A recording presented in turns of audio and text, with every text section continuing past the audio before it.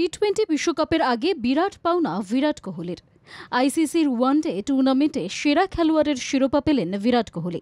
2023 সালে আইসিসির বর্ষসেরা খেতাব হাতে ধরা দিল বিরাটের।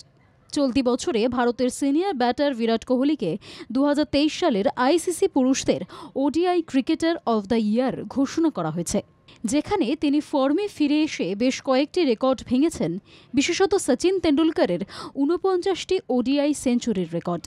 চতুর্থবারের মতো আইসিসি পুরুষদের ওয়ানডে ক্রিকেটারের বর্ষসেরা পুরস্কার জিতেছেন কোহলি।